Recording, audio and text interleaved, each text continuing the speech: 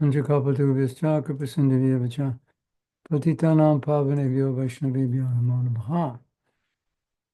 Sri Krishna Chaitanya Prabhu Nityananda Shri Advaita Gadadhar Srivasari Gaur Bhakta Hare Krishna Krishna Krishna Hare Hare Hare Ram Ram Ram Hare Hare Mukam Karuti Vachalam Pangolangayate Girim Aham Vande Sri Guru Dinatarinam. Hare Krishna. Radha Priya made me some smoothie to match my hat, I think. She likes this smoothie. It's got spinach in it. I'm not like, I don't know if I can do enough austerity to drink this whole thing, but we'll see what happens. If I make a face, it's probably the combination of spinach and stevia. Bad combo. If you open a smoothie shop, don't put spinach and stevia together because you'll have no customers.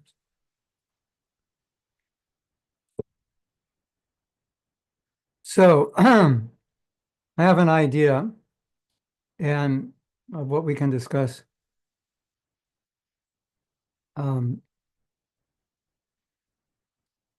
And I was thinking of something that I think is really perhaps neglected.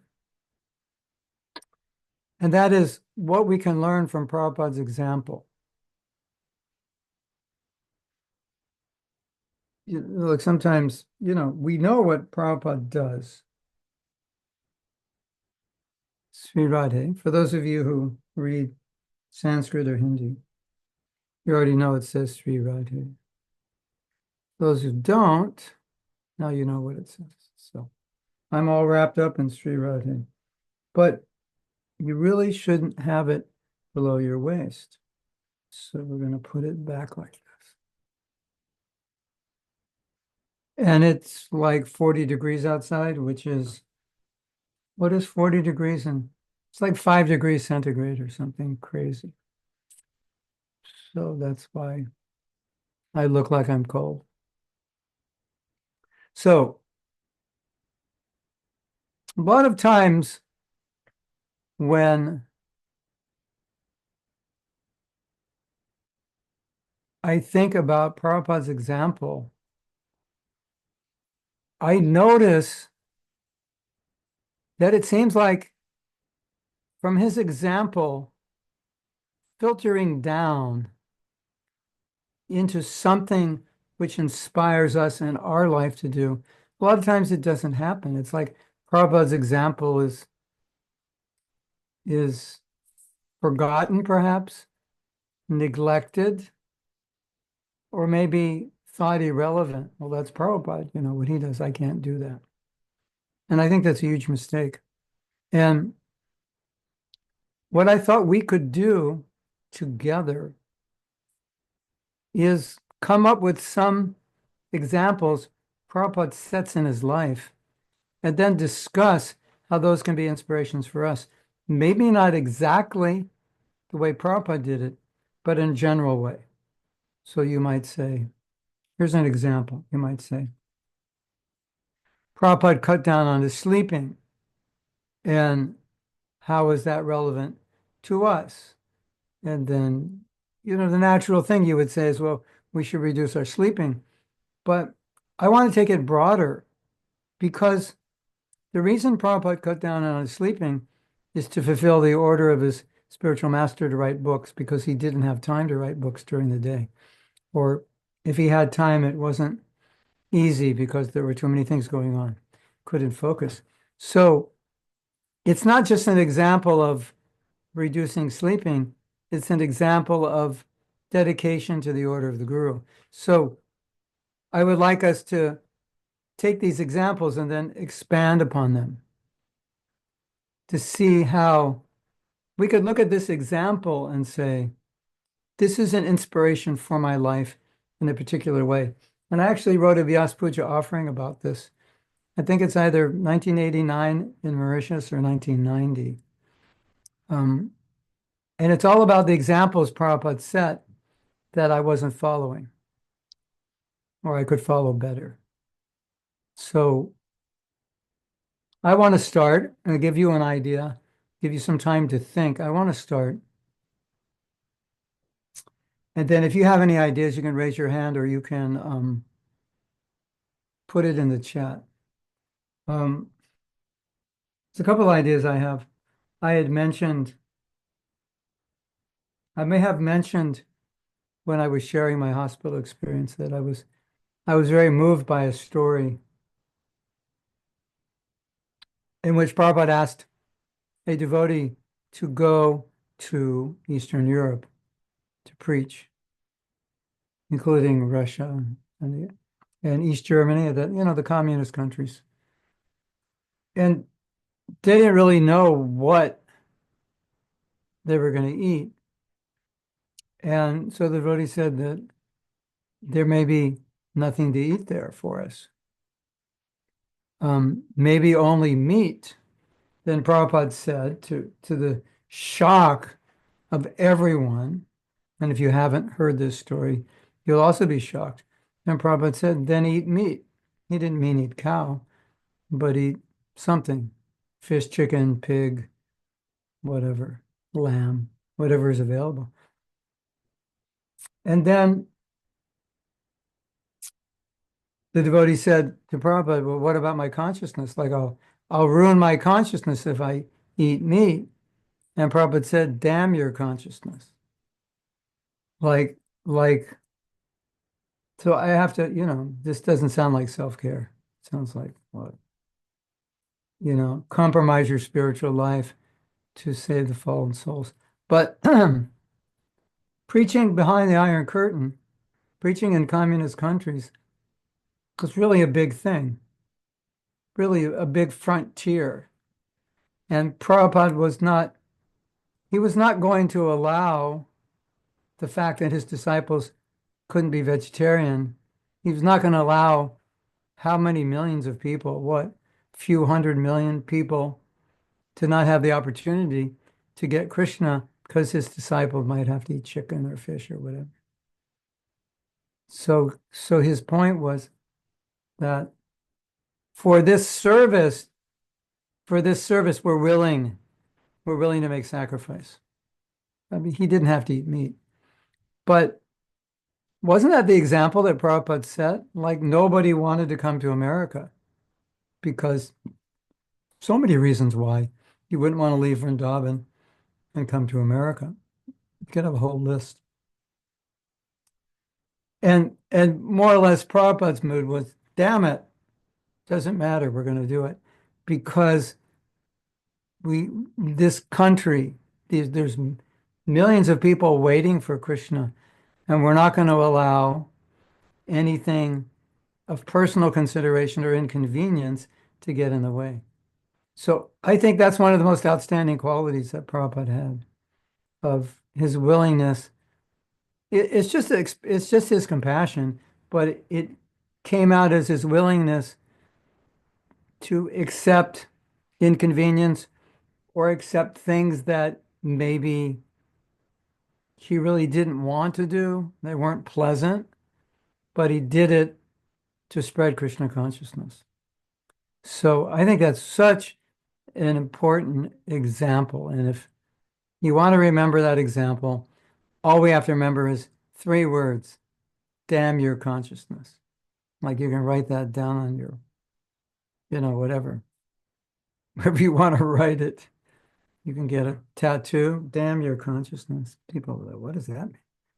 But I don't think, I don't think we should take this as Prabhupada saying, sacrifice everything for spreading Krishna consciousness. That's not what he means. He never said that. But in this particular situation, this one thing, we will be willing to sacrifice this one thing. And could you imagine? That's a big sacrifice, isn't it? Could you imagine you have to eat chicken or fish or something to spread Krishna consciousness?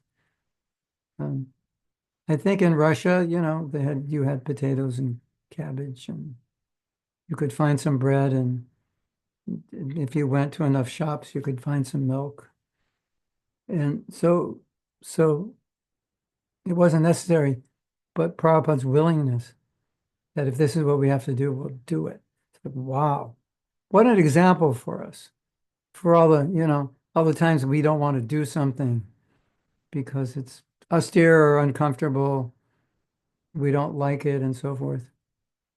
But it's not like, well, you have to do everything you don't like. And I've often said it's really better to do what you do like because you'll be inspired.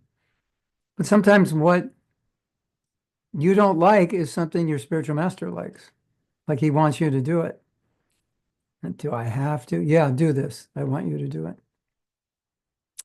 So there may be personal considerations that you can no longer make because this is what your guru wants or this is what Prabhupada wants. So that's a little intro into a quality of Prabhupada that I think can inspire us to do what we have to do, even if it's difficult, or even if we don't want to, or we think it's going to harm us. Now, how about this idea? This is really interesting. I decide I'm not going to Russia, I'm not going to East Germany, I'm not going to all these communist countries because there's no way I'm going to eat meat because if I eat meat, it's going to pollute me. But what did I just do?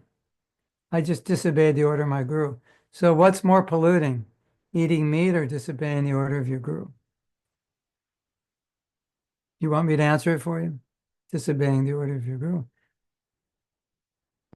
In the Japa workshop, for those of you who may remember, in one of the workshops, we asked a question, what is worse, offending a devotee or eating meat? And the answer was offending a devotee. Because eating meat is a sinful activity, but offending a devotee is an activity which is destructive to your bhakti. Whereas the sin can be removed. You just chant purely, it removes the sin, and the effect of the sin is removed.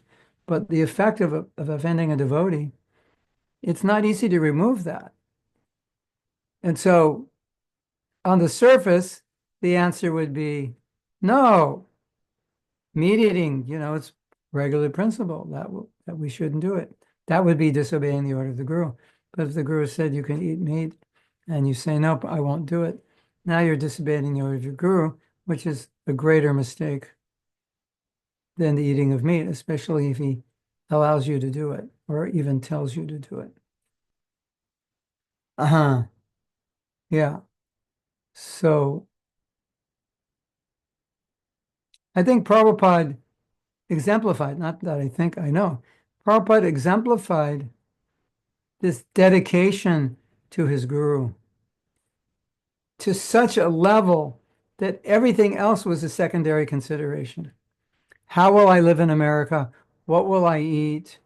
Prabhupada is coming without any sangha. And I say, Chaitanya Dasi, I want you to go to this country and there are no devotees and I want you to start Krishna consciousness. And you say, but you're not going to send any other devotees? And I say, no, you have to do it alone. There are no other devotees. So Prabhupada is giving up all his sangha, coming to who wants to do that? Give up all your sangha. And we're always looking to go to places where there is sangha, right? That's why everyone moves to Alachua because there's such good sangha, or you move to a big city where there's a temple to get sangha. So if you look at all the sacrifices Prabhupada's making, he's leaving India. He's coming without money. That's pretty big. Well, let me wait till I, at least have a few lakhs, few 100,000 rupees, then I can come. He's coming without money. So if you go down the list, he's making all these sacrifices. But the way I understand it is he's focused on the order of his guru. So all these other things, he's not going to allow those things to deter him. Because why would you allow anything to deter you when you have the order of your guru? So that's where Prabhupada was fixed, not on how will I live, how will I like it, I have to take a boat. Oh my God, I'm not going to go until I have enough money to take a plane. He went on a boat. It's like, whatever.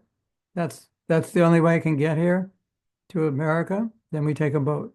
It was like, it wasn't a problem. You didn't hear Prabhupada complaining. "Oh, I have to take a boat. So bad. What if you had to take a boat to India right now? You'd be complaining before the boat ride, during it, and after, right? Wouldn't you? I'll have to take a boat. That's so bad. This boat is so bad, I'm seasick. And then you arrive in India. You go, I'm never doing that again. And Prabhupada wasn't talking like that. He was, on the boat, he was thinking about his preaching, like how he's going to do it, not like how much he didn't like the boat ride. Although he had heart attacks and the boat was upsetting him, he wasn't cursing the boat. Like, I'm so stupid. I should have waited till I could afford a plane ticket. It was just focused on the order of his guru, right? Isn't it? So this little mantra, damn your consciousness, if you open it up, then this is what you get from it. You get this. This is my consideration. The other day, my consideration, the order of my guru. The other day, we had some devotees over. And as the devotees often say, well, you Prabhupada disciples, you were so surrendered, you did so much, and this and that. And I said, but we didn't really feel like we're being surrendered or doing so much. It's just that's what everybody did. Well, you were so young and you went out and opened temples. And said, yeah, but that's what everybody did. It wasn't like some novel thing. It was just like you're in line.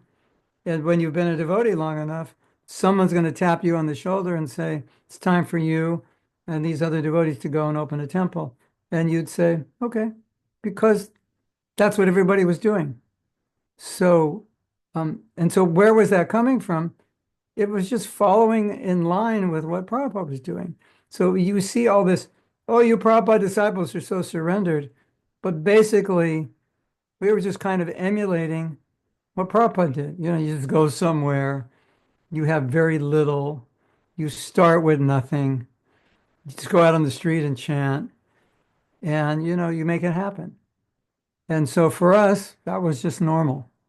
That was like, well, that's what we're supposed to do. Where are you going to live? I'm not sure. How do you get enough money? I don't know. I just have the vision. I have the order, and I'm just trying to execute it, and that's what I'm thinking of. So Prabhupada set that example. Damn your consciousness. Like, I mean, you could say damn your consciousness, damn your everything, This, like everything that gets in the way of fulfilling the order of your guru, you can just say, damn that, damn that thought, damn that belief, damn that feeling. It's just like it's all getting in the way. So, what an example Prabhupada set. And I think by discussing this, you can see like there's so many examples Prabhupada set that are not like wearing off on us. Like we know them, we know he did it, but we don't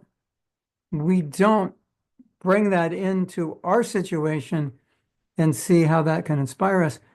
Because what Prabhupada did is so much greater than what we could do. It's almost like relegated to a fairy tale, isn't it? Sometimes. Prabhupada's a fairy tale for us. He's a pure devotee, and I can't do what he did. So we have to take those examples and kind of squeeze out the essence and see how that applies. There's another example. These are just things that I have thought about a lot. And I've mentioned before, but I'll mention it again because it's important. One of the things that really impressed me about Prabhupada was how, when he got the order from Srila Bhaktisiddhanta, he said, I was newly married. I think he had one or two young children. So it was impossible to just go out and execute that order. But when he got the order, even though he wasn't he wasn't a sannyasi or brahmachari, so he couldn't just run out and do it. even though he got the order and he wasn't in a position to execute it, he didn't throw the order away. Like, do you ever throw an order away because you can't do it? Like, I can't do that. Then you just forget about it. It's like, well, I was asked to do this, but I can't do that. And that's it. It's finished. You don't even think about it, right? So Prabhupada's response was, I can't do that now, but I took the order to heart and I never forgot the order. But that's huge because it's very easy to forget an order. And so, when Prabhupada finally came to the West and executed that order, it was almost as if he just got the order a month ago. It was that, I don't want to say fresh in his heart. I already said that. It was that he took it as something so important that the importance of it never diminished. Like, this is what my spiritual master wants me to do. This is what he's asked me to do. And I should do it. Like some of Prabhupada disciples, sometimes in their old age, they'll do something and say, why are you doing that? And they'll say, Prabhupada asked me to do this in 1972, and I never did it. That's beautiful, isn't it? I don't want to die not doing it. He asked me to do it. He asked me to write this book or whatever it was. And so I think that's such an amazing example that you could get an instruction that you're not in a position to execute in 1923, and 42 years later, that instruction is as present in your heart no, this is the word. That instruction is as alive in your heart as the day you got it. So that shows how Prabhupada took the order of his Guru Maharaj so seriously. It's like Prabhupada quotes Vishwanath Chakravarti Thakur. He said, what really motivated me, but really pushed me over the edge to come to America, was when he read the purport by Vishwanath Chakravarti Thakur about determination, Dhృtavrata. And he said he takes the order of the Guru as his life. And then Prabhupada said, when I heard that, that was it. I'm on the boat. I'm ready. So, but you could say that was Prabhupada's humility, because it seems to me that he was taking that order his whole life. It's just, I think he humbly felt like I should have executed the order in 1923. That's how he felt personally, like I wasted time. But that 42 years is an amazing lesson for us. I think 42 years from now, you might not even remember any instruction you got today. It's possible, right?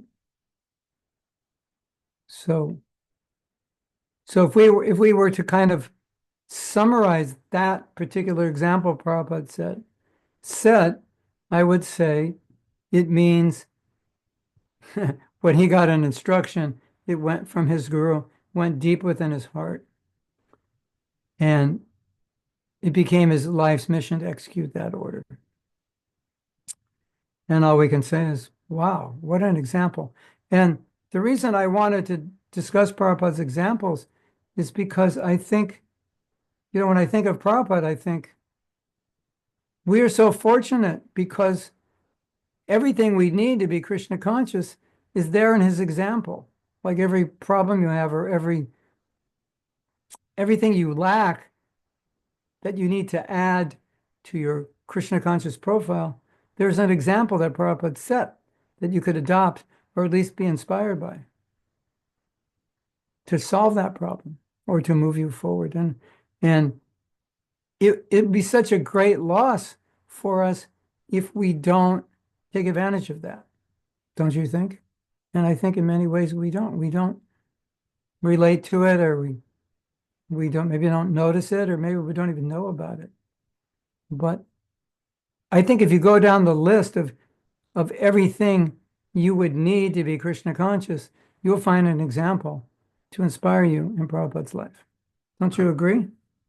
That maybe we'll get to all of those. And at least what this class can do is it can open you up to to make those connections. Because you know so many things that Prabhupada has done, but make those connections. So it's not passive hearing about what he's done. You know, what does it mean? You know, just Prabhupada leaving India and coming to America, like what does that mean? In a sense, it means ready to die for Krishna, because he didn't know how he was going to live. He really didn't know. You know, what did Prabhupada bring? Oatmeal, or does anyone remember? He brought he brought something with him to eat, because he didn't know if he could get any vegetarian food in India. Wow. So he was coming to America, not really knowing how he was going to live. And Prabhupada appreciated that mood. That's the mood of a preacher. They go out in the world without the consideration of how I will live, where I will sleep, how I will eat. And they go to give Krishna consciousness. Prabhupada said that. Do you know that he said that? You can read that in my new book, whenever that new book sees the light of day. But Prabhupada said, and I've told you this before, anyone who's willing to spread Krishna consciousness without caring for how they will eat and where they will sleep, not just like go out. I mean, if you're going out from the temple, you know you can come back and sleep and eat. But if you were going out to, let's say, open a new center, and you didn't know how you're going to eat and sleep, Prabhupada said, anyone who will do that, I will take the dust from their feet and put it on my head. Wow. Hare Krishna. And so but that's what Prabhupada did, didn't he? Coming to America, that's what he did. So that's another example. Like, well, I have two choices. I could stay in India and be happy, but not execute the order of my guru, or I could risk my life and go to America and maybe die or maybe fail, but at least I tried to execute the order of my guru. So it's better to die trying than to be happy in Vrindavan and not execute the order of my guru. That's Prabhupada. I think that's obvious that that's how Prabhupada was thinking. You agree? Like, I'd rather die in America trying to execute this order, because that order was so important for him. It was so important that he couldn't live without executing it. And so he was willing to give up his Vrindavan, which was where he was experiencing so much happiness, so much bliss. He was willing to give that up to come to New York. Wow. I don't know, when did I go? I went to New York sometime. I forget when. Maybe it was the summer. What a place. I mean, coming from Alachua to New York, it's like very austere and so crowded. Now, what to speak of coming from Vrindavan to New York? What a sacrifice.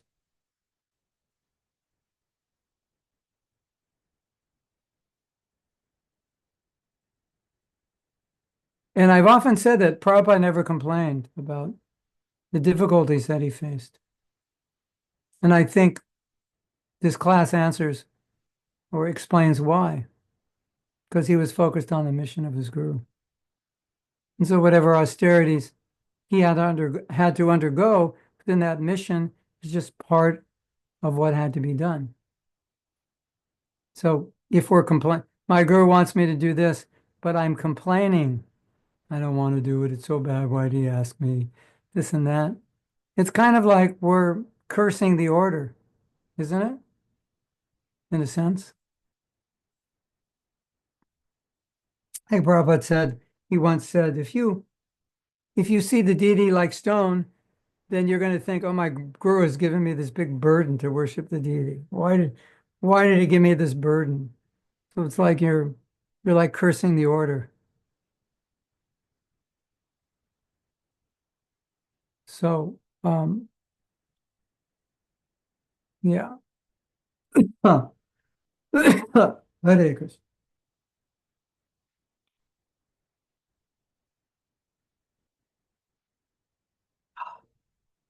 You know why they invented the word nasty? You know the word nasty, what it means? English is not your first language and you don't know what nasty means. You can look it up. Nasty. They invented the word nasty to describe this drink. That's why they invented that word. To perfectly describe how this tastes, they had to come up with a word. Nasty. Chaitanya Dasi, can you check out the dictionary definition of nasty?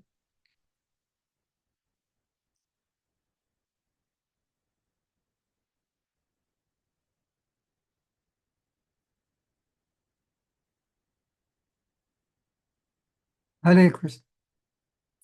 I don't know how she, not tasty, nasty. Nasty is the opposite of tasty. Yeah. Hmm.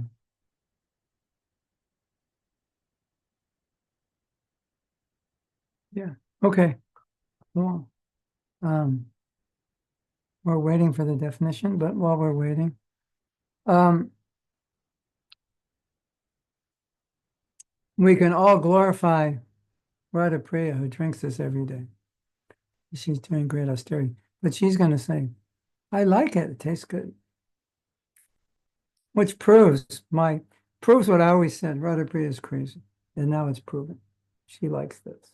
That you have to be crazy to like it.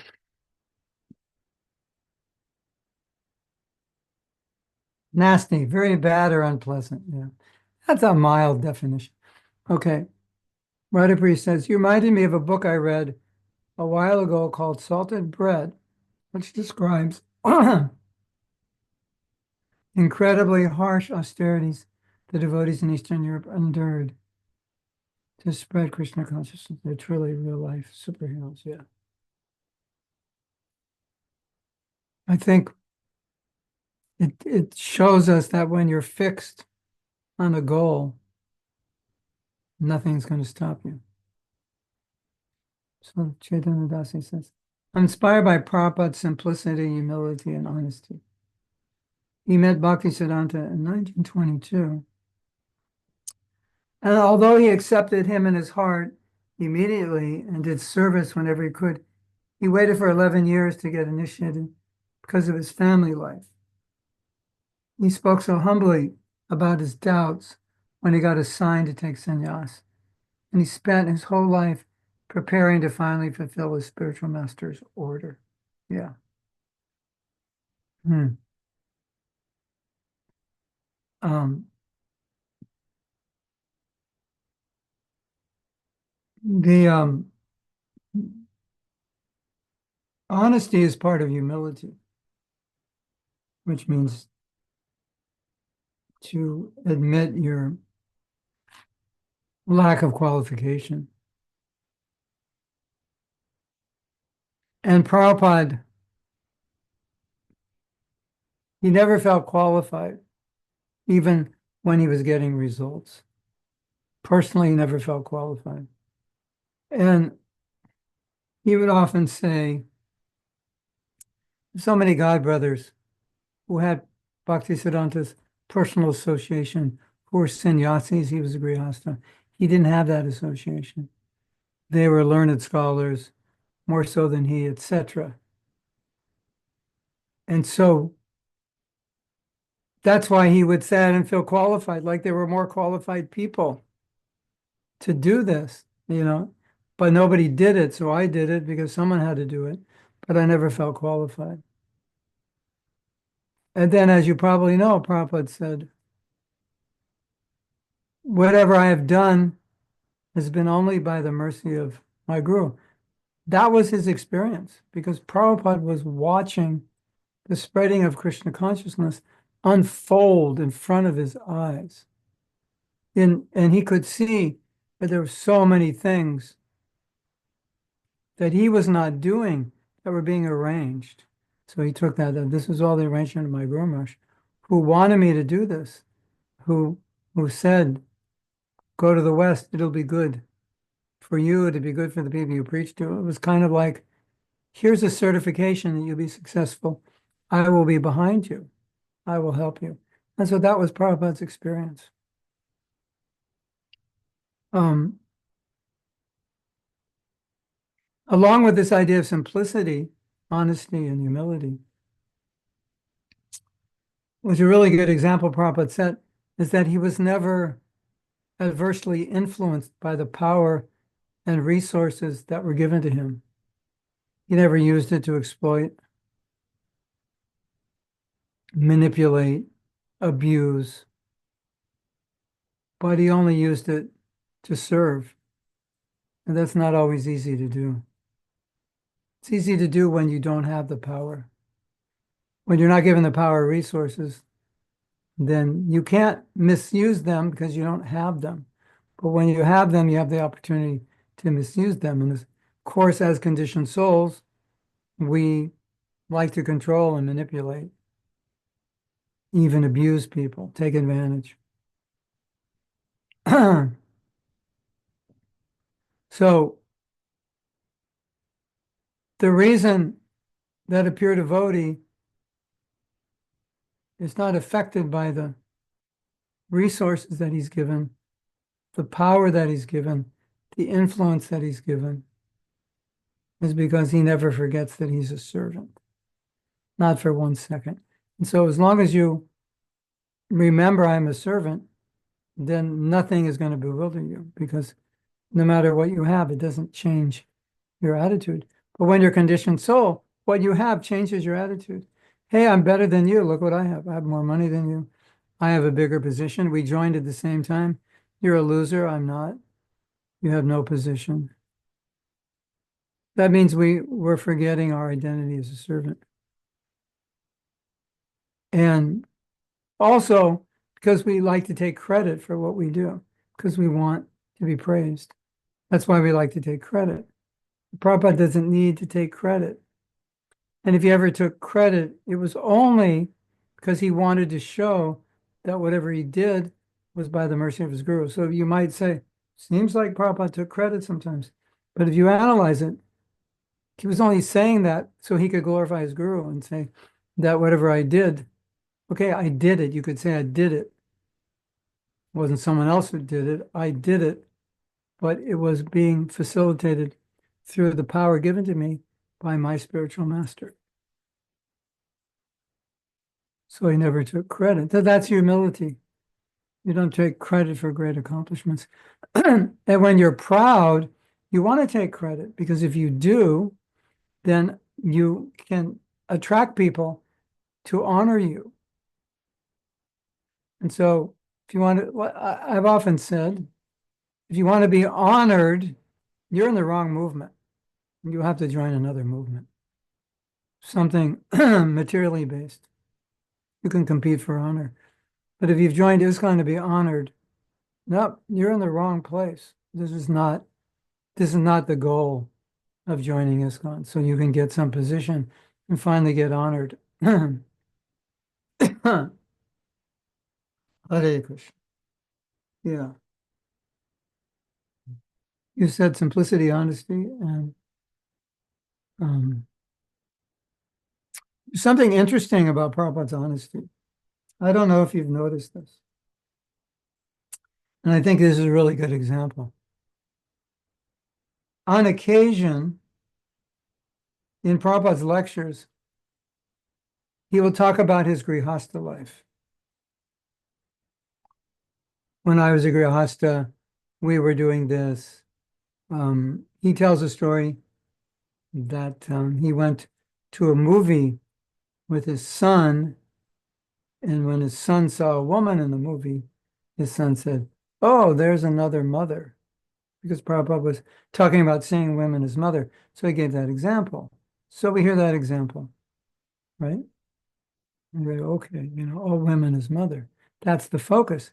But what we don't generally recognize is, wait a minute, this is the Jagat Guru.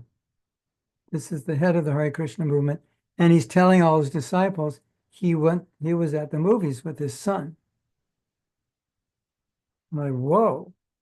Like, when was the last time you heard an ISKCON sannyasi say, when I was a Grihasta, we were at the movies with my son? And generally, you won't hear that. It's embarrassing. It would be embarrassing, right? I don't want anyone to know when I was a Grihasta, I was like Netflix and chocolate, ice cream, pizza, taking my kids to the movies. You would think maybe my disciples will doubt me if I say that. But if you look at some of the things Prabhupada said, not a lot, and they weren't all said at once, but you'll see there's a certain level of vulnerability. Like he's not embarrassed to say it. One time he said to some disciples, I was not a good husband.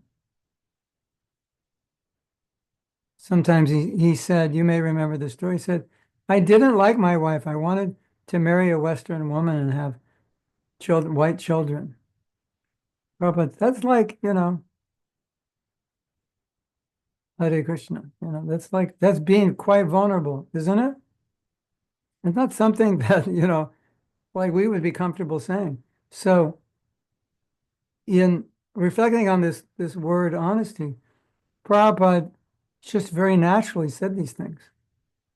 Like there's no false ego, there's nothing to hide. Like here I am today, you can see me, you can see what I'm doing. So the fact that when I was 20, I wanted to marry, or 23 or whatever, I wanted to marry a woman from England and have white kids. How does that affect me today? It doesn't, because you see what I am. And I think that's where Prabhupada was coming from. But he wasn't trying to hide. Another example, we probably all heard, Srila Prabhupada had a dream. Srila Bhaktisiddhanta came and said, you should take sannyas. And I believe the next night or the night after the next, he had the same dream. And Prabhupada said, I was afraid to take sannyas. That dream horrified me. That's being quite vulnerable, right?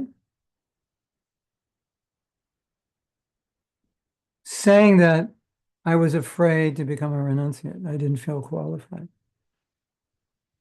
Now,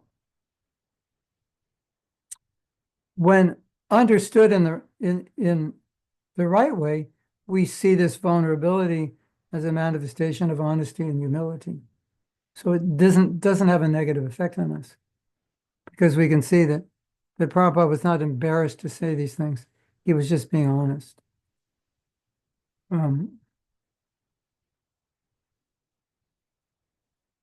Another example, which you've probably heard, in the early days of the movement, Prabhupada would go to check out when the boat was going back to India, because he was missing Vrindavan, and the preaching was not going that well.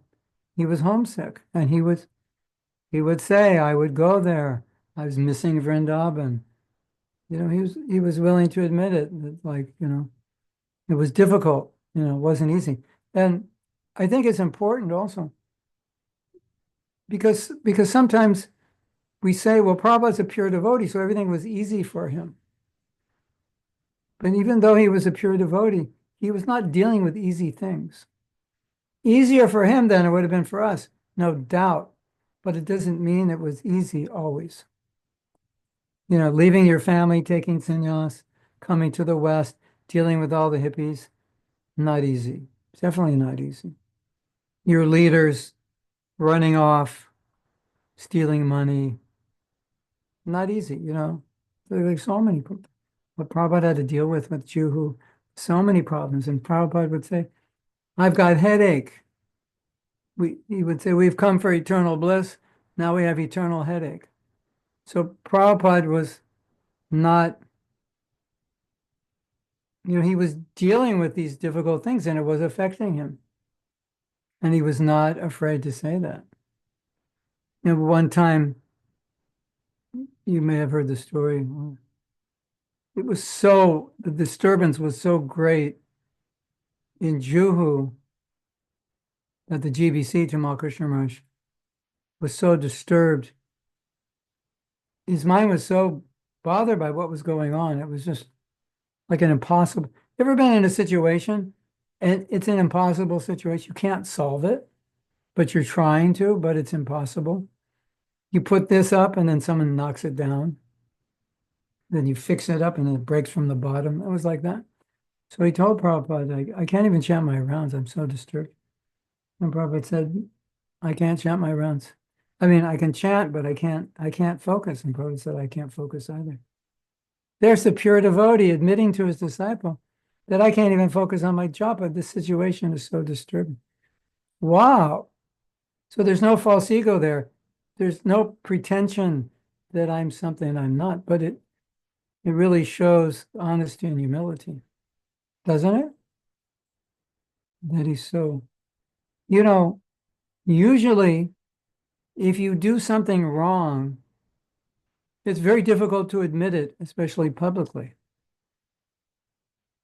And most people only admit it when they get caught, not before. That's what I've observed. Like everybody's silent. Then you finally get caught and like, okay. And some people even try to deny it after they're caught. Where Prabhupada was not trying to hide anything from anybody.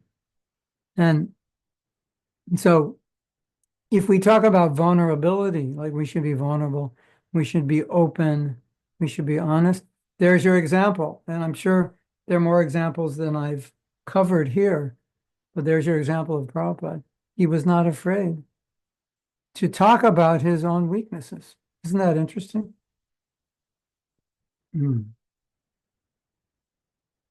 He would say, I'm not a great writer. I'm not a great this or that. By the mercy of my Guru Maharaj, I've been successful.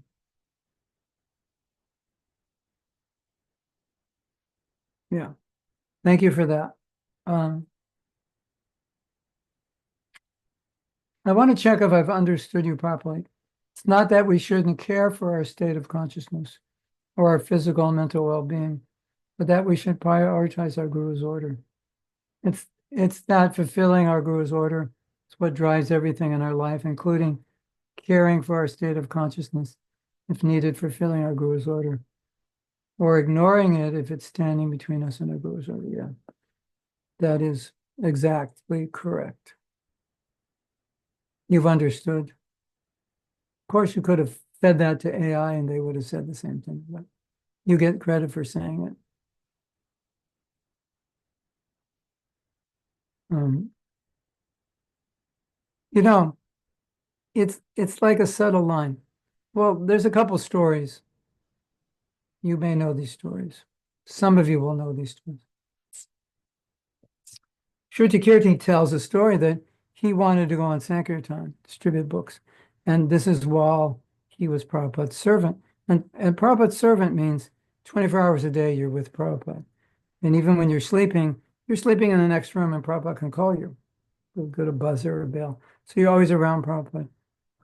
And Shruti Kirti was inspired by associating with the devotees who were distributing books, how enlivened they were. And he said, Prabhupada, can I go on book distribution? This, it's kind of like you imagine you're Prabhupada's cook, and one day you say, can I go on book distribution? It's kind of like saying, Prabhupada, can you fast for lunch so I can go on book distribution? I mean, Shruti Kirti didn't realize that's more or less what he was saying. Prabhupada said, yes, you can go, but without my blessings. And of course, we know that when you distribute books, you get the highest blessings. But Prabhupada said in this case, no, because it's not my order. So you'll get blessings by eating meat and preaching and a country where you can't get a vegetarian diet. You'll get more mercy from your guru than remaining vegetarian. There's a phenomena Prabhupada described that was very common in his spiritual master's movement, which was attachment to renunciation, which is of course, a paradox, right? I'm attached to being renounced. Well, if you're attached to being renounced, you're not renounced. But the idea was, I'm attached to this form of renunciation, but in order to do service, I would have to give up this kind of renunciation to do this service. So I'd rather stick to this renunciation rather than do the service. Does that make sense? Like, well, like going to the West. Well, Shastra says you shouldn't cross the ocean. If you're a sadhu, you shouldn't cross the ocean. That's one of the stipulations. There are certain stipulations. So part of my renunciation is I don't cross the ocean. But if I'm going to preach, I have to cross the ocean. So I have to give up that renunciation. And so giving up that renunciation, which I'm attached to that renunciation, so I have to give up my renunciation. That's a higher form of renunciation, isn't it? It's kind of like this. I'm almost, in one sense, the most difficult kind of renunciation is to give up the renunciation that you're attached to. So, yeah. So book distribution without mercy could happen. It's like you could do anything and not get the mercy if it's not what Prabhupada wanted. Right? Isn't that interesting? Yes, you can go on book distribution, but no mercy. Nidoy. No mercy for you. Because I don't want you to do it. Hare Krishna.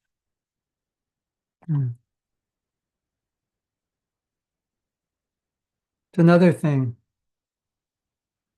which you may know.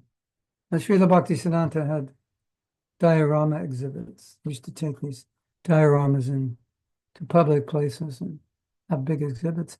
So Prabhupada wanted to do the same thing. There's an exhibit in Los Angeles. There's an exhibit in Detroit. I think he wanted exhibits in every temple, but not every temple has room for it. Or the group of devotees that were making the dioramas, they disbanded in, I don't know when. So there's nobody to make them anyway. But that idea was not Prabhupada's idea, it was Bhaktisiddhanta's idea. And when you think about that, you could think materially like dioramas, like why? Like what's the point? We're going to put all this time and money, and who's going to come and see? What's the benefit? We're not going to be going town to town. We don't have the manpower. If we build the dioramas, they'll probably just end up in a closet. You could think so many things. And Prabhupada thought, this is what my Guru Maharaj did, so we're going to do it. He didn't calculate it in any other way. That's one of the main preaching strategies of my spiritual master. So we're going to do the same thing. Isn't that interesting? It's like, what's your big preaching strategy? To build dolls and bring them out on the street. Like whatever.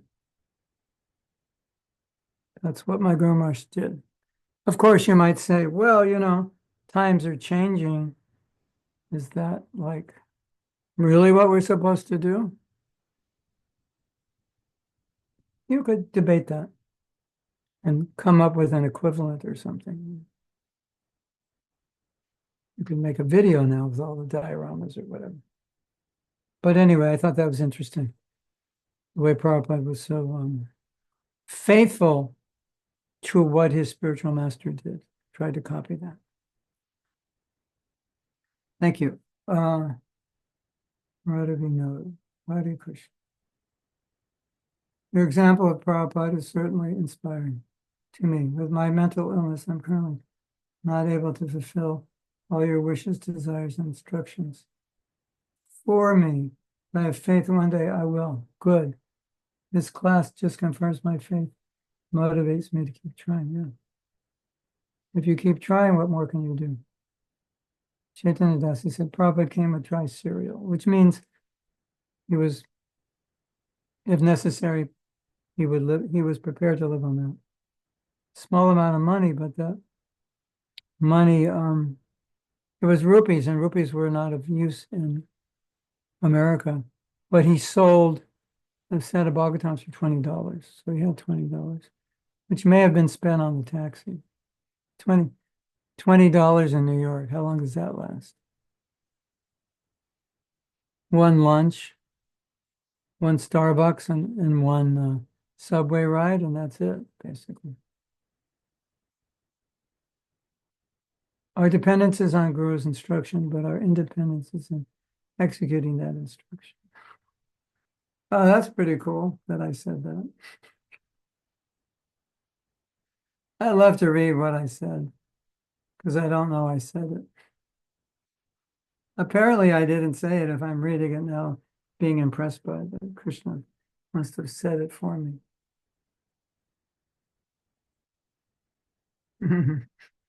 That's a good one. I like that. Make a t-shirt, right? Or something, bumper sticker.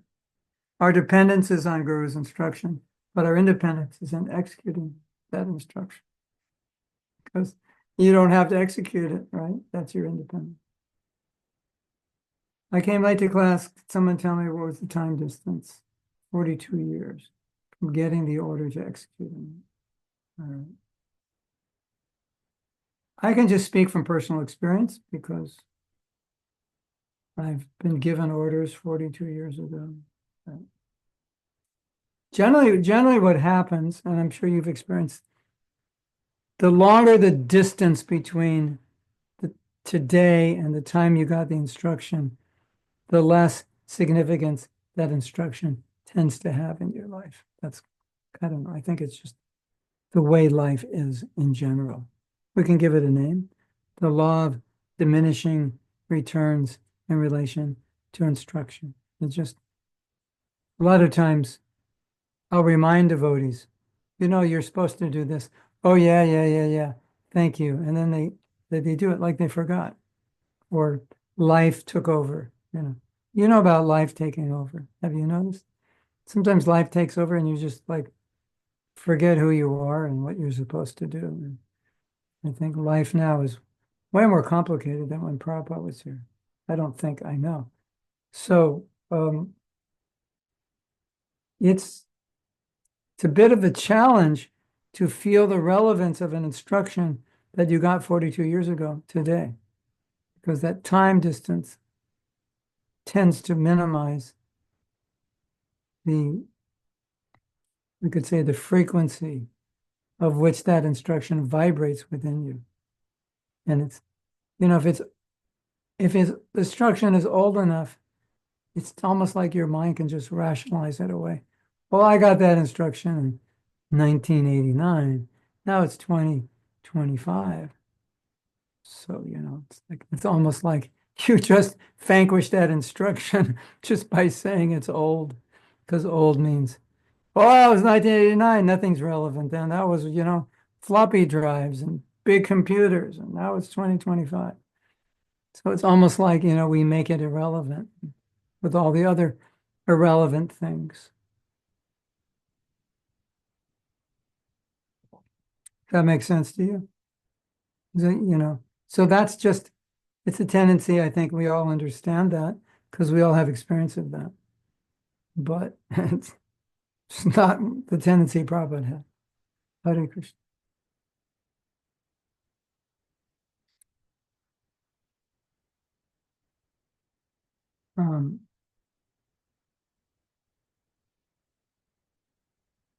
Indigenous Raj, in his lecture, said that he asked one of his friends, what is your favorite book?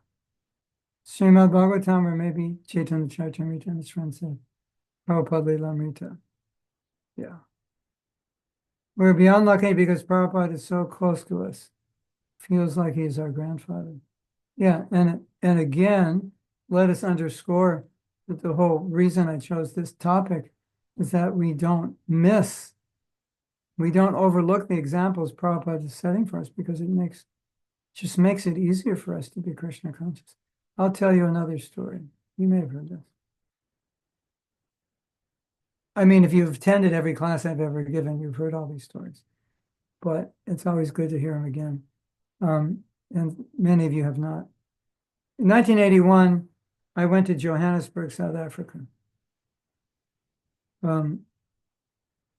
I got there and they said, oh, yesterday, this big black man with a machete came into the brahmachari ashram, like to steal or kill or like, welcome to South Africa. That was like the welcoming ceremony, that story. Like, okay, this is not Southern California. I came from Southern California. This is not Southern California, is it? Said no.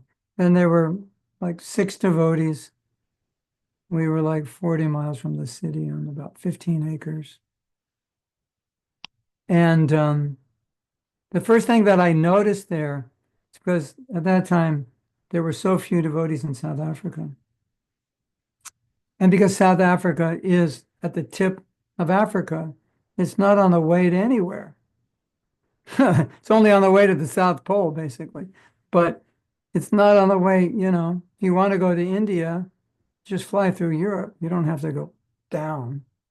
Maybe if you're going from Chile or something and you want to fly to India, you fly through South Africa. At least today you can do it. But in 1981, it was like, it wasn't on anybody's map, wasn't on anybody's radar. Like nobody went there. So when I was there, I really felt the energy was kind of like just a group of devotees far away from the center of energy of ISKCON and preaching, and it just felt like, have you ever been away from devotees for a long time and you kind of feel like, blah? You know that feeling? Does blah translate into all languages? Yeah. So, you're not with devotees and, you're chanting your rounds, but your rounds are basically blah. You're reading Bhagavatam, your realizations are blah. It's kind of like the energy is very low because you don't have association. That's what it was like there. It was like they were so isolated. Nobody was visiting them. They just had themselves. So there are 5 or 6 of you. But when you all fall into Maya together, then there's, it's just, you just go down together. And there's the Sangha doesn't help you. It's just everybody's going down. That's what it felt like.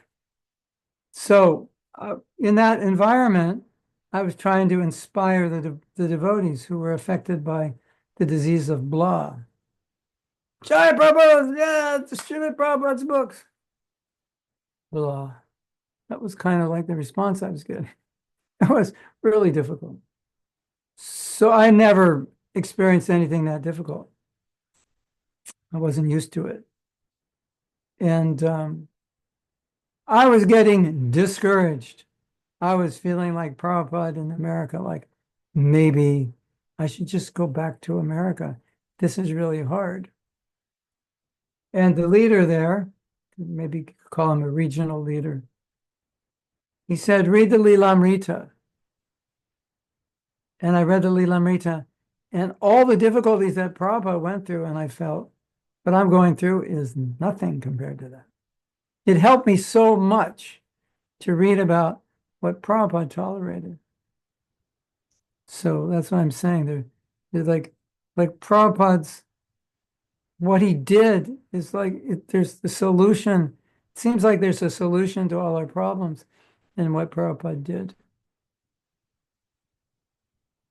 He didn't like his wife, but he stayed in family life responsibly, right?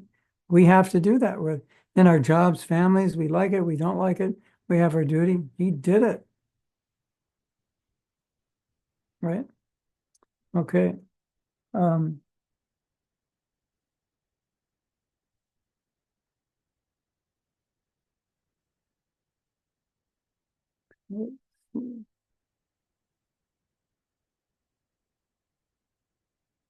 This reminds me of how Bhaktisiddhanta was ready to cook meat to preach in Britain to the British. That was his level of essence in preaching. It made me think to be less fanatical and be flexible, sharing prasadam with family or friends, or more conservative and accepting when they want to share sweet words, which will allow them to become more favorable. Instead of thinking that I resent sharing with them just because I think this will affect my consciousness. Well, I have some good news for you, Abdullah. When you reach a certain state of Krishna consciousness, you'll be so Krishna conscious, you don't have to be fanatical anymore. The fanatical is just because we're not Krishna conscious and we're afraid of being in Maya. So we're like, but you'll come to a stage of Krishna consciousness where you can be with your family. Like it's not going to make any difference. It's not going to affect you. Like your Krishna consciousness is too deep for that, for that to affect you. There's too much water in there. So they pour in a little poison or something. It's not going to make a big difference. It's just a little poison in the ocean. So you won't really feel it. That's my experience. Like I don't even, like when I'm around non-devotees or visiting family like that, I don't really notice any difference. The only difference I notice is that my rounds get better because I need better rounds to deal with. Because because the whole day is not, very Krishna conscious. So I got to like get a lot of it. But yeah, and if we learn to see Krishna everywhere and in everything, then whoever you're with, you're still going to see Krishna. Isn't that nice? Yeah.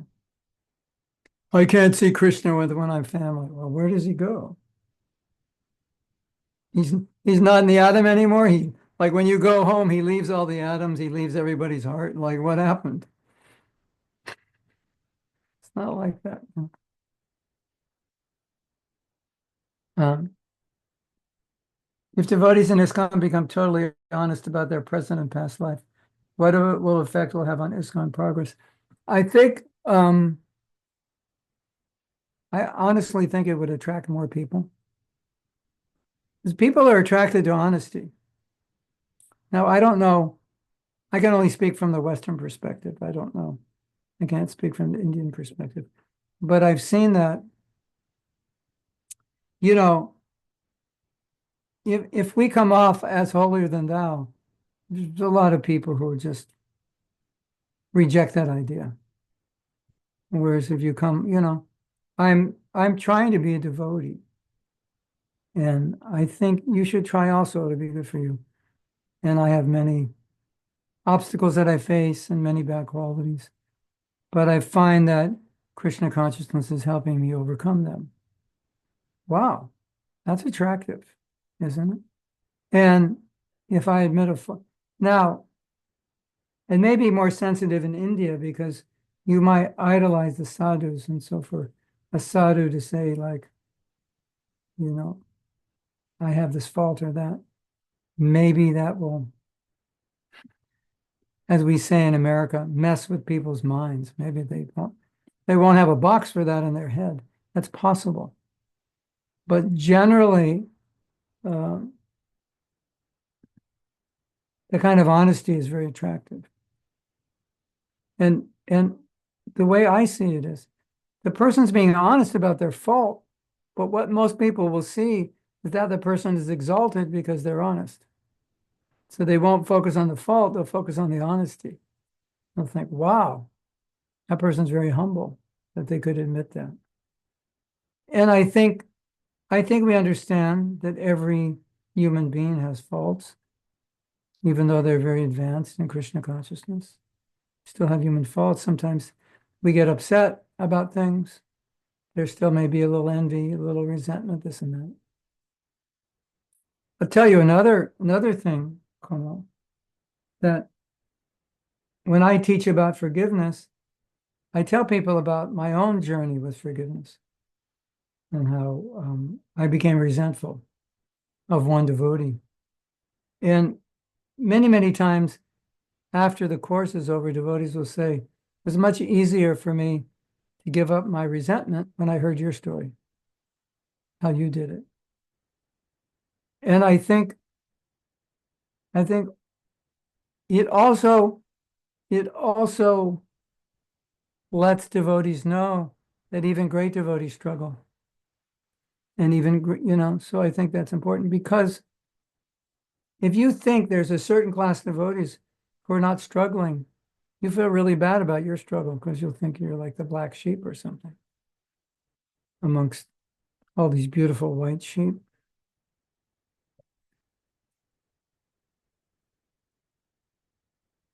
So, have you ever heard someone share their problems and you were like, so, like, oh, I feel so good that you told me how bad you are because I'm that bad also. And yeah, I didn't know anybody was as bad as that in ISKCON. So that's there also, it's like a reality check. Oh, even great devotees have these problems. But the difference between a great devotee and your average devotee is the great devotees are not deterred by the problem. They deal with it. They get through it. They don't give into it. They know how to resolve it. They go forward in spite of it. And so that's inspiring. Well, Prabhu, you're so enthusiastic. I couldn't imagine you have this problem. I tolerate it. You're like, wow. So that becomes an inspiration for you because then you think, oh, that means I have to tolerate my problems and I can be as determined and enthusiastic as this devotee despite my problems, right? So that I think that's really, it's important that that's brought out in the open because if it's not, and we don't realize that everyone has problems, then we might feel really bad about ourselves and become discouraged, thinking that we're uniquely fallen. And I've, said over and over again, you're not uniquely fallen. You're just normally fallen. I'm very fallen. Well, Prabhu, that's normal. You're normal. Like sometimes when the weather changes from fall to winter, everybody gets sick. You go to the doctor and go, you have sore throat, this and that. And the doctor says, it's normal. The weather's changing. So you feel relieved. It's like, oh, it's not COVID. It's not pneumonia, not whatever. It's not the flu. It's just the weather. It's going to be in a few days when I wake up, it's going to be 28 degrees in Florida. That's like centigrade, like -2, right? Something like that. -2 or 3. In Florida, can you believe it? Great time to get sick because last week it was like 75, 80, which is like 25, 28 degrees during the day. And then it goes down to 0. Wow. Great way to get sick. So you get sick and the doctor says, normal, it's normal. Well, that's a relief, right? Isn't it?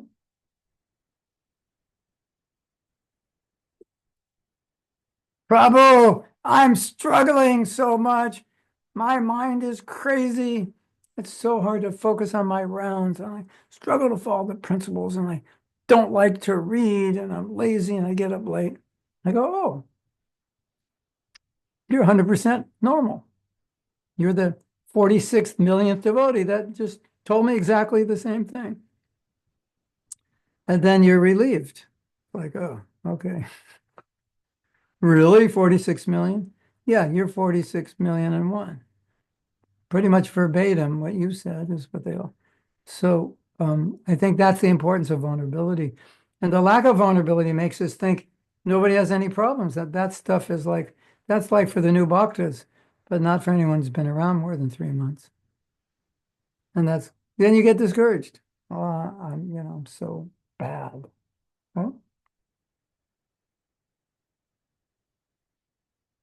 Prabhus, if you chant your rounds and you're absorbed and you're hearing and you're praying, then you're in the top like 0.5% of the devotees in this movement.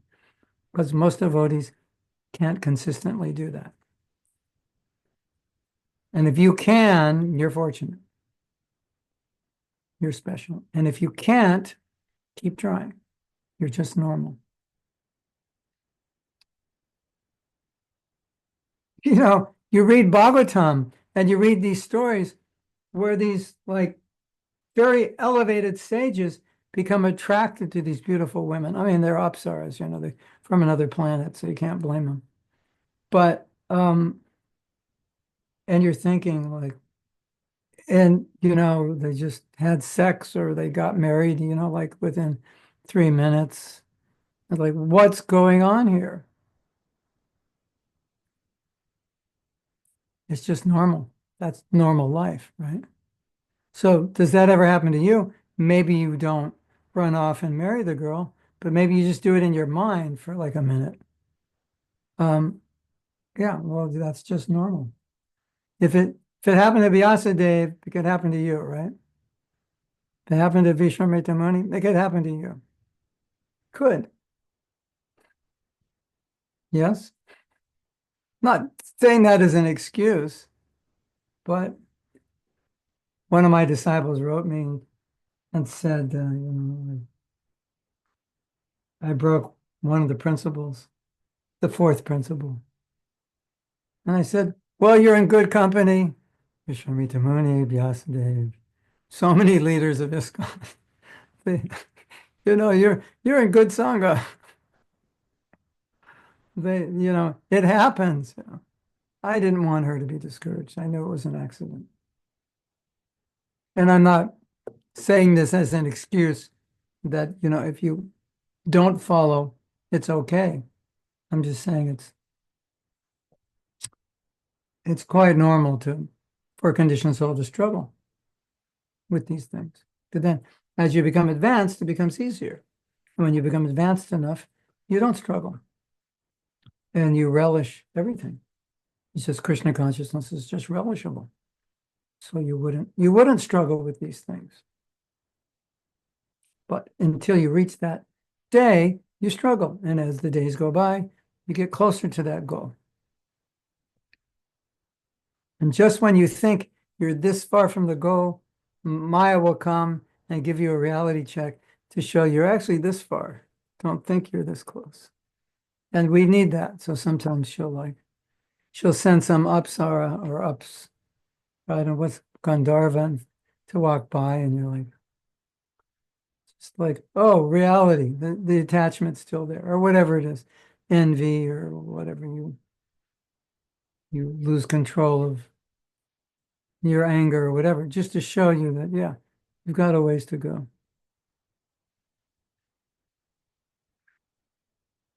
Hare Krishna. Okay, let's read on.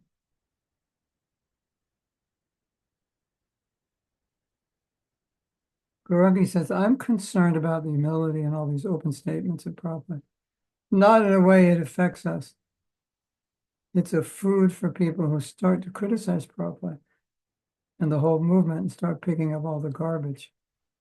If he did something wrong and so on, yeah, while disturbing the mind of other Vaishnavas. It's okay to see things and solve the problems, but I often see just the mentality of a fly. Does it work like a filter? There are people who faulted Prabhupada for some of the things he said or did, but that's always going to be there. Bhaktisiddhanta was faulted by some disciples. Bhaktivinoda faulted. It's just, that's going to be there. I don't know how much we can prevent it, but these vulnerable statements by Prabhupada are generally seen as statements of humility. That no one, unless they have this level of humility, would publicly say these things. And if you want to see it in another way, that how is this person qualified to be Jagaguru? And 30 years ago, he was at the movies with his son. And who knows all the other compromises he had to make as a grihasta.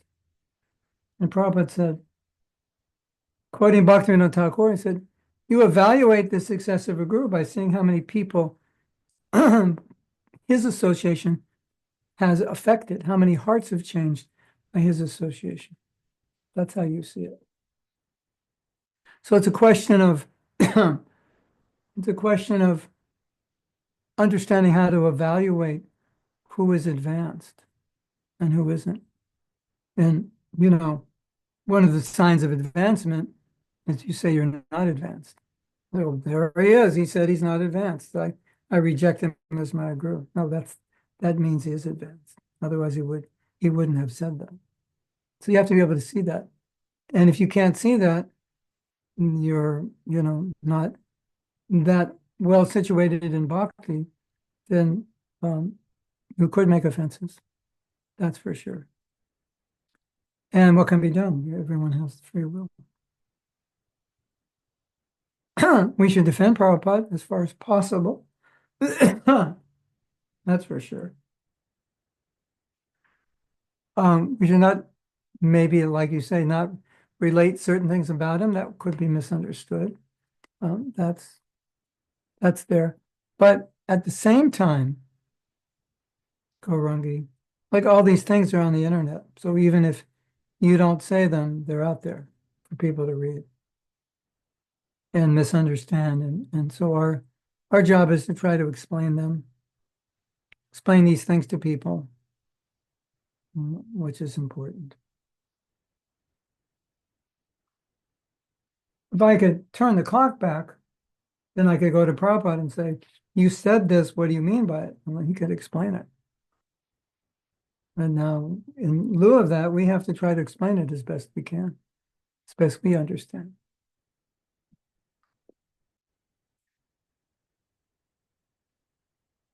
Okay. Hmm. Hmm.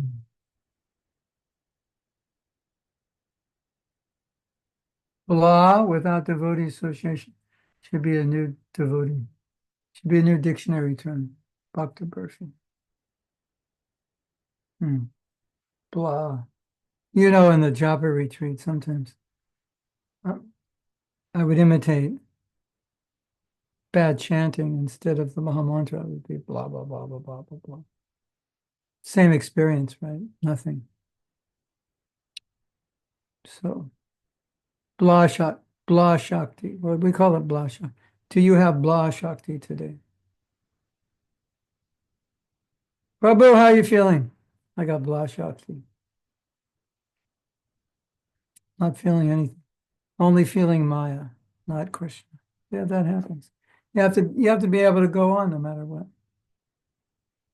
Yeah, Radha nodes in South Africa said it's blossoming. Okay, so we have 7 minutes. Does someone have an example? I hogged all the examples. Does someone have an example they want to share of something that Prabhupada did that we could unpack and see how we could be inspired by it? Hare Krishna.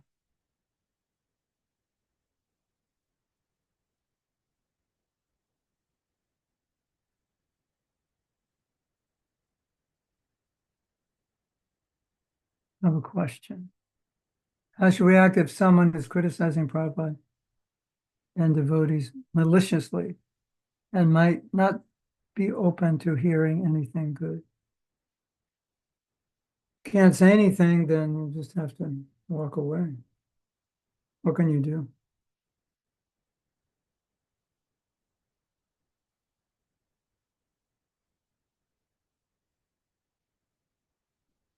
One of the most unfortunate things a person could do is to criticize someone who's dear to Krishna.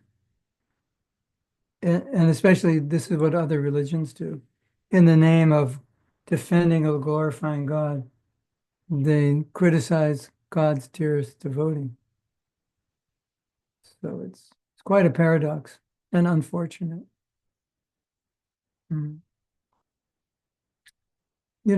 Some people, I think they were born to criticize. It seems like that's just what they do. And so that's what they're going to do. And so better just remove yourself if you can't have a civilized discussion. And as someone who's teaching Krishna consciousness, Why would you want to waste your time trying to convince someone who is criticizing Prabhupada? Because the problem is you have to listen to that criticism. That criticism, like listening to it, is the same as speaking it in a sense. It has a similar effect. So you really don't want to be around it. You want to remove yourself. It's very polluting to hear it. When you hear it, you could start believing it also. That's one of the reasons it's polluting, amongst others. As hearing about Krishna is purifying, even if you don't totally understand it. Hearing glorification of the devotee is purifying, even if you don't understand all the intricacies and details of how amazing that devotee is. And hearing blasphemy it's very, very contaminating. And it can destroy your desire to serve. It's possible. How Prabhupada never discriminated against race, caste, or creed, preached to everyone, even if they spoke different language. Prophet Muhammad and Jesus Christ preached to their own people in the same language, but Prabhupada did that and much beyond. So, yeah. Well, Prabhupada's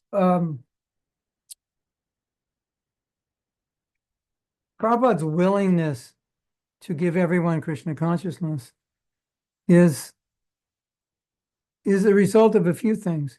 It's a natural result of his compassion, but it's also a consequence of loving Krishna,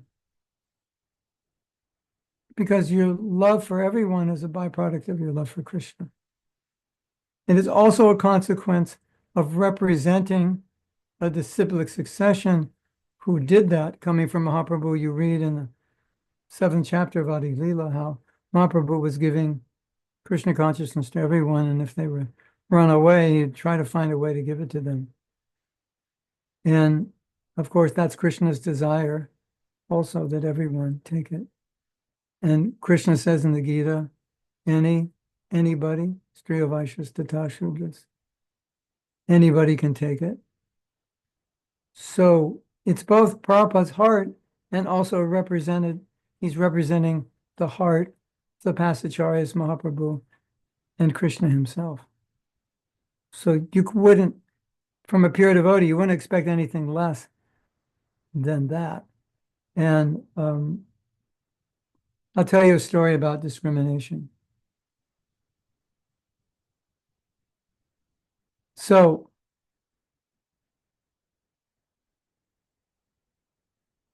when I first went to South Africa, there were so many people I wouldn't speak to, just by the way they're dressed and the way they look. But after being there for a while, I found out that the people who looked kind of like Americans who would not be interested were completely different. They were often very open, have a suit and drive up in a Mercedes. I think, oh, forget him. He won't be interested. He's in another world or whatever. That was just my analysis based on experience. And it was often much the opposite.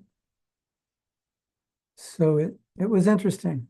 I had to recalibrate. I had to just to give Krishna to everybody without discrimination, because I couldn't really analyze them based on my experience in America. It was much different. It was really nice.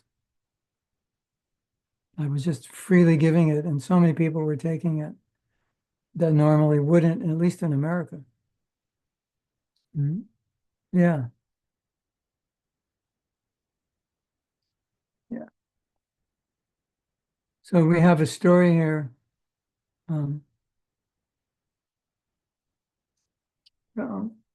We have a story of Prabhupada eating onions at someone's house. And the devotees mentioning to Prabhupada, Prabhupada, there's onions. In the subject, Prabhupada, just eat it, be quiet. He didn't want to offend the guests. Wow.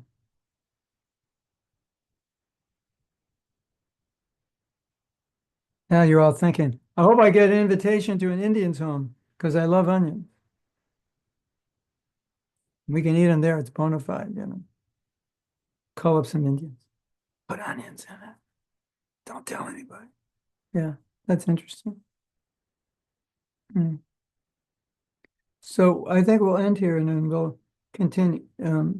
Whatever's left over, Chaitanya Dasi, you can save. I want to continue this discussion because I think if we isolate enough examples, we'll probably have examples for like every challenge we're going to face in our life. And having Prabhupada as an example is it's really, really helpful. Can be really, really powerful. And I think by doing this, we'll be reminded of so many of Prabhupada's qualities, but I think we'll see that many of these qualities that we're aware of, we didn't fully embrace within the context of our own situation and our own problems, and see how those examples can be of tremendous help to us in our spiritual life. And I would say also, just as Prabhupada was not able to execute the order of his guru, it's really, really important when you imbibe these instructions, you might say, I don't think I can do this now. But the idea is, don't be adverse to the idea. Maybe I can't do it now. I'm not advanced enough. I'm not renounced enough. Whatever. I'm not in the right situation.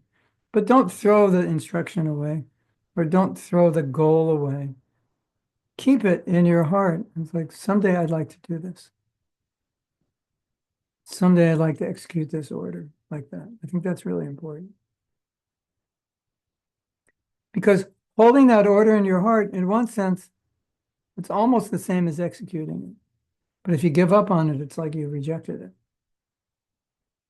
So at least by holding on it, I'm embracing that order, embracing that mission, whatever it is. And when the opportunity comes, then I'll be ready to do it because I haven't given up on it, even though maybe it seems impossible now. So that's inspiring, just for yourself to be thinking, someday maybe I can do this. It's very discouraging to throw it out and say, I'll never do it. It's much better to hold on to it.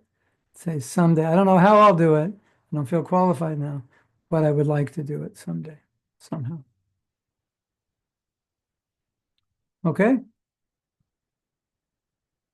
Okay.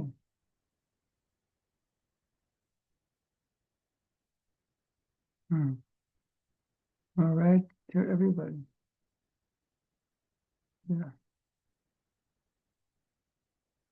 When Prabhupada went to the Golden Temple, he also wrote in the guest book, very spiritual.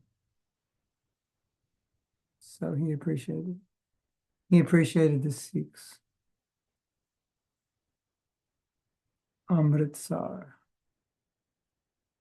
Okay, I will say goodbye until next time. Hare Krishna. Gaur Premanandi, Hari Hari Bol.